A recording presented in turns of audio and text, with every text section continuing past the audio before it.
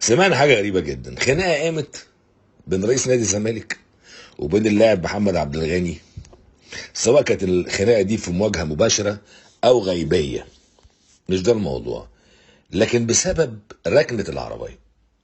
يعني تخيلوا لما يبقى رئيس النادي ولعيب في النادي في خناقه بينهم او حساسيات بينهم او تراشق او زعل او غضب او قمصه او اي حاجه، احسبها اي حسبه يعني، فيستدعم التمرين عشان يشيل عربيته عشان يحط عربيه رئيس النادي.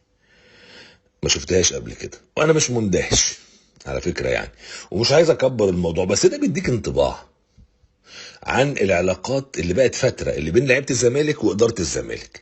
يعني انا النهارده لما يبقى حد عندي انا ممكن اسيب الموضوع لغايه بعد التمرين، بعد التمرين لما يخلص هاتولي محمد عبد الغني يا ابو حميد، المكان ده بتاع رئيس النادي كذا كذا كذا، مش هيعملها تاني محمد عبد الغني. انما تبقى حدوته وقصه ويروح يجري بتاع الامن وبتاع واوسوريو ولا اوزوريو الراجل بيمرن واللعيب يجي عشان يشيل العربيه وتحصل ازمه ويقولوا لهم ما يركنوش هنا تاني. بقت حدوته، بقت حدوته بتديك انطباع مش حلو.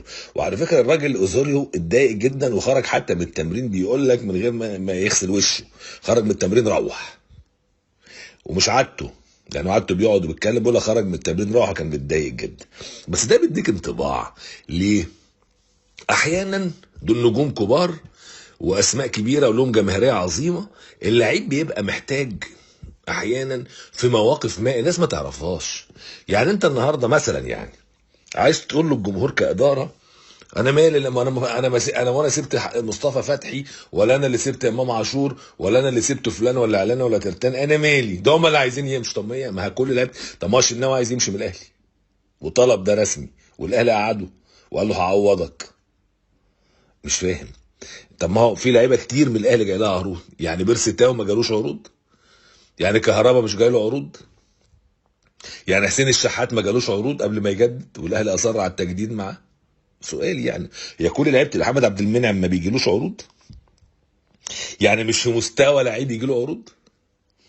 مثلا ياسر ابراهيم، محمد هاني، علي معلول، اي لعيب في الاهلي من النجوم الكبار دي اللي مكسره الدنيا دي في دوري ابطال افريقيا والدوري المصري وهنا وهنا وهنا جاي لهم عروض، لكن في الاخر الاداره بتعمل التوازن والبالانس وبتقول لا، في المرحله دي ممكن اسيب فلان بس ما اقدرش اسيب الباقيين، لان مصلحه الفريق في كل شيء.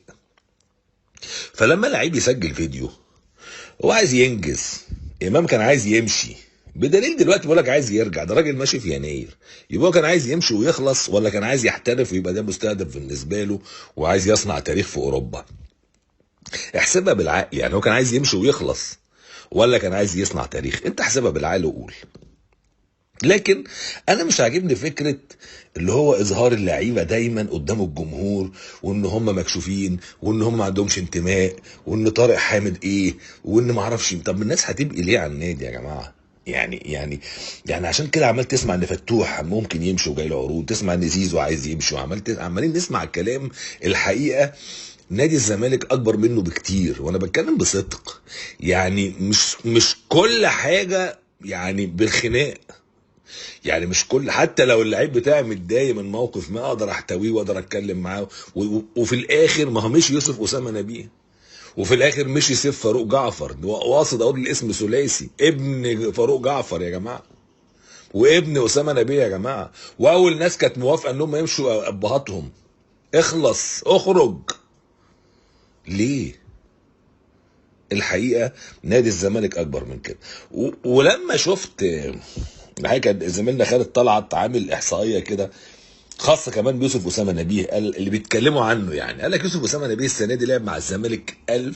قلت لكم اذا الاهلي هيفرط في حمدي فتحي اعملوا حسابكم انه البديل لازم يبقى على نفس قوه حمدي فتحي.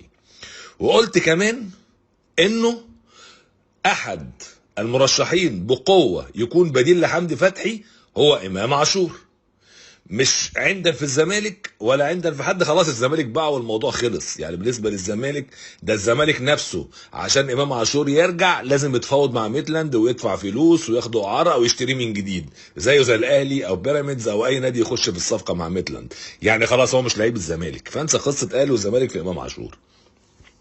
وشغل ان امام عاشور اصله اتكلم على الاهلي وبعدين اللي يقول لك اصله اعتذر، كل ده شغل جمهور.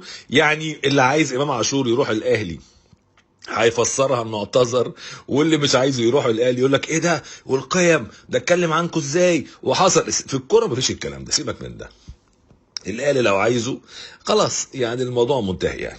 فعايز اقول ايه، انه انا قلت لكم الكلام ده من شهرين ثلاثه، واهو لفت الايام ومصر كلها بتتكلم ان امام عاشور بيتلقى عرض قوي من النادي الاهلي مع ميتلاند، سواء عن طريق الاعاره او عن طريق الشراء الكامل.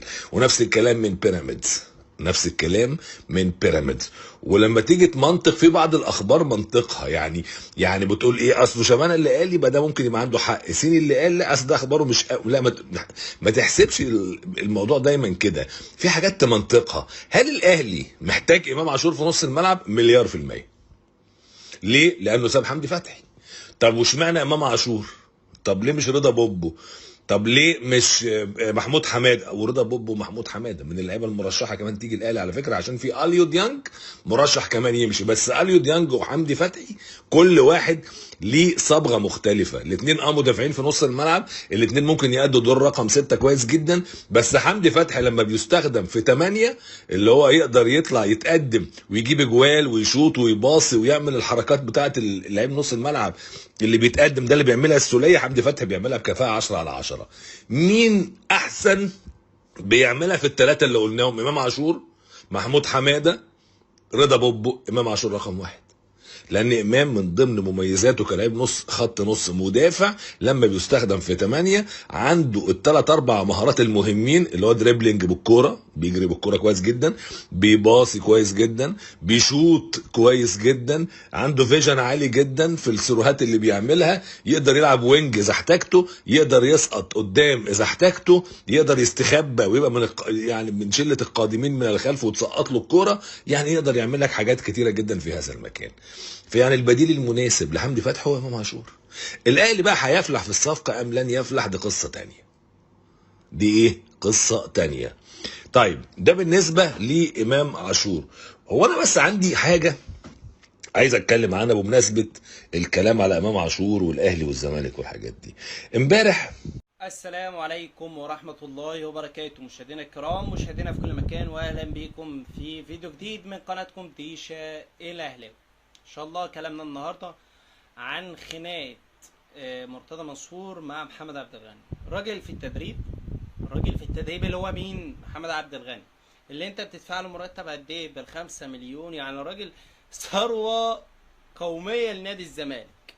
يعني الراجل لو اتصاب تزعل، لو راح لعب حجز مثلا تزعل، لو عمل اي حاجه تزعل. فانت كرئيس نادي الزمالك اللاعب ركن العربيه ونزل التدريب، فين المشكله يا عم؟ اصبر يا عم لما يطلع من التدريب، اصبر. وده اللي باين لك الفرق بيننا وبين بره، خد بالك. لكن هل ممكن يكون الموضوع ده مقصود؟ وارد جدا. ممكن رئيس الزمالك عايز يتخلص من اللاعب فجابها بكده. اللي اقدر اقوله ان ده مش رياضه، اول مره اشوف رئيس نادي بيعمل مشكله مع لاعب بالطريقه دي بصراحه على الركنه. يعني قول رايك في التعليقات، والله العظيم انا ما يعني. ومحمد شبانه طلع واتكلم وقال لك يعني في رئيس نادي بيعمل كده؟ يعني مش فاهم، انا مش فاهم بصراحه.